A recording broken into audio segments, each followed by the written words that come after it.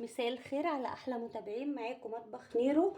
عملت بقى النهارده معاكم طريقه الكنافه بالمانجا بالطريقه القمر دي، ما شاء الله اللهم بارك. حابه برضه اوريكم شكل الطبقات، تحفه بجد، حلوه قوي.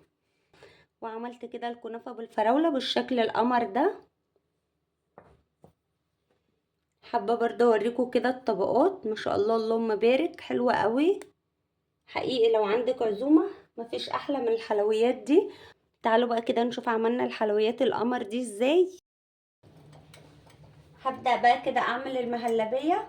هحط كده كوباية من اللبن، واحط كده معلقة من نشا، لو عندك كاستر برضو حطي. هقعد بقى اقلب كده لحد ما القوام يتقل معايا. هحط برضو كده مكعبين من الشوكولاتة. هحط كده مكعب من الزبدة، لو مش حابة تحطي الحاجات دي ما تحطهاش، الحاجات دي بتعلي الطعم معايا. لو انت مش حابة تحطيها مفيش اي مشكلة. هقعد بقى اقلب كده لحد ما الشوكولاتة والزبدة تسيح والقوام يتقل معايا. كده خلصت المهلبية اهي بالشكل ده. هسيبها بقى تبرد تماما وبعد كده هكمل. هجهز بقى كريمة الكريم شانتيه. حطيت كده نص كوباية لبن، هحط كده كوباية من الكريم شانتيه، هحط برضو كوباية مية ساقعة ومتلجة. هبدأ بقى كده انزل بالمهلبية، بسم الله، واقلب بقى كله مع بعضه. عشان بقى نعمل التوبنج بتاع الفراولة، انا حطيت يجي نص كيلو كده فراولة، قطعته كده قطع بالشكل ده، واحط عليه 5 معالق من السكر. هحطها بقى كده على النار لمدة 10 دقايق او ربع ساعة لحد ما تنزل المية اللي فيها. وده كده القوام بتاع الكريم شانتيه مع المهلبية بقى بالقوام ده كده.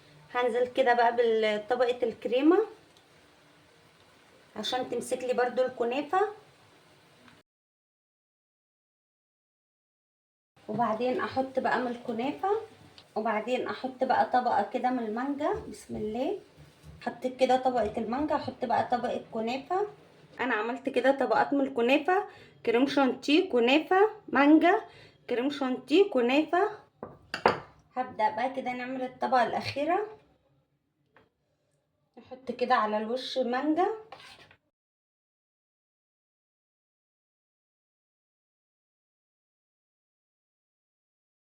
هعمل بقلب الفراولة كده، بسم الله. برضو هحط كده في أرضية الطبق، لأن دي الطبقة دي اللي بتمسك لي الكنافة بالشكل ده كده.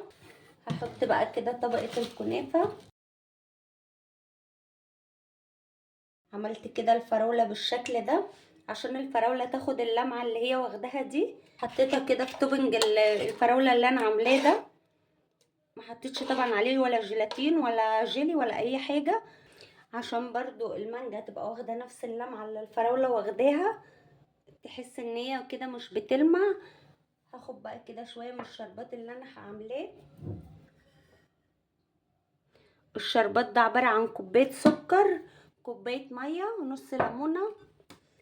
هبدأ بقى كده ألمع برضو المانجا، او لو عندك جيلي تلميع، عشان برضو لو اتحطت في التلاجة ما تبقاش برضو دبلانة كده معايا. كده بقى بالشكل القمر ده، ما شاء الله اللهم بارك. دي كده الكنافة من ضمن التفريزات اللي انا بقول لكم عليها. لو حابين اللينك هحط لكم في التعليقات بتاع الفيديو. ما شاء الله بتسهل عليا خالص. عملنا كده احلى كنافة في 10 دقايق، ما خدتش معانا وقت خالص. طبعا معانا الكنافة جاهزة.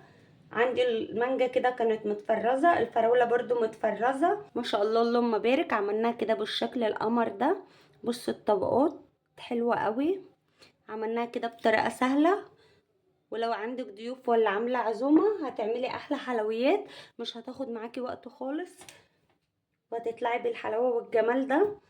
كده بقى خلصت الفيديو بتاعي النهارده. اتمنى يكون فيديو النهارده نال اعجابكم، ولو عجبكم بقى الفيديو ما تنسوش تشتركوا في القناه عشان يوصلكوا كل جديد.